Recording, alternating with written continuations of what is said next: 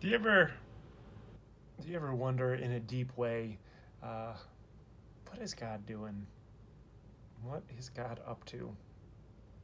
Do you ever really struggle with that question and just struggle to make sense of, well,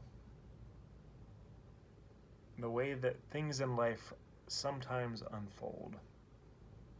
Whether you do or not, I will. Well, I'll tell you that I have those wonderings. Not all the time, but often enough. It can be pretty uncomfortable. It can actually uh, bring about anguish at times. Today's scripture reading that I'm going to share comes from our daily reflections, day 9 in that, from Genesis 22. It's called in this daily reading plan that we're doing together, the final exam. And I can't tell you that I love that term. It makes light of something that's pretty profound. If you're not reading along and you don't know the story, in Genesis 22, Abraham is asked by God, we're told, to sacrifice his son, to sacrifice Isaac. Can't even imagine. After the longing that he and Sarah went through, after all of their faithfulness and their struggle, um, to have to let go and trust God when they're being asked to do the unthinkable, when he's being asked to do the unthinkable. And as the story goes, we know that Abraham was faithful. He agreed to this, and at the moment of decision, God showed him another way. And not only was Abraham blessed for that obedience and that trust, but all of us, all of creation was blessed because of his faithfulness and obedience.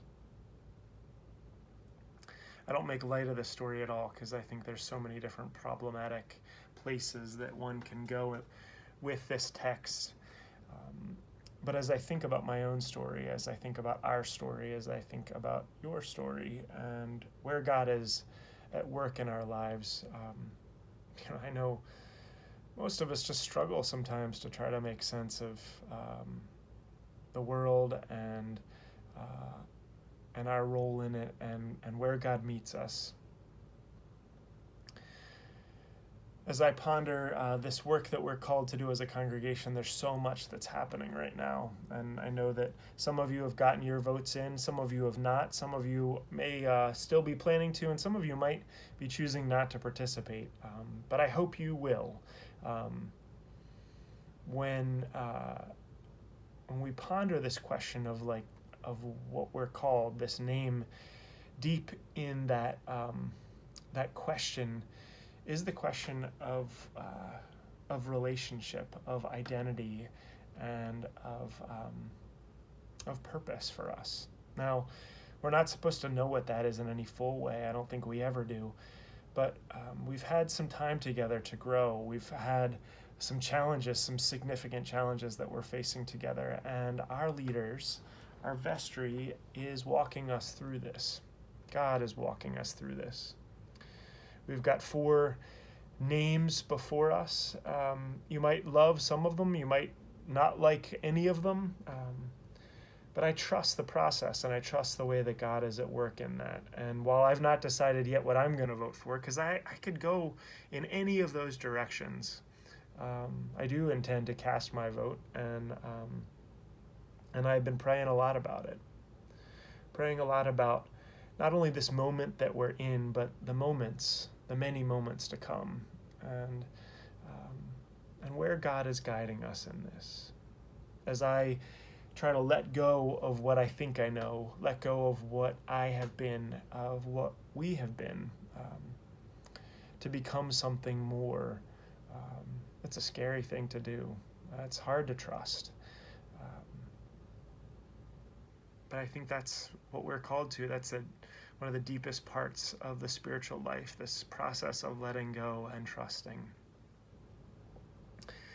As we do this reading plan together, as we find more and more clarity about God's story throughout the ages, as we find ourselves in that story, as we wonder about the emerging story of God's plan in our lives, the collective plan for us as a congregation, as the wider church, but also as individuals in this. We can't know what the plan is in any sure and certain way. We can't know the full scope of it, but when we in community share the pieces of the puzzle that we have, when we speak our truth that's been revealed to us by God, I think we get a much clearer perspective. We each from our own point of view can see a little bit broader spectrum of possibility of that plan, of the purpose. So as we ponder the wrestling of Abraham, the fear and trembling of Isaac, as we imagine ourselves in that story, as we imagine and live through this process of letting go and trusting, where is God guiding you? Where is God guiding us? What are we being called to do, and who are we being called to become? Big questions to ponder. But God will continue to guide us through this journey. I'm glad to be on it with you. Thanks, and God's peace be with you.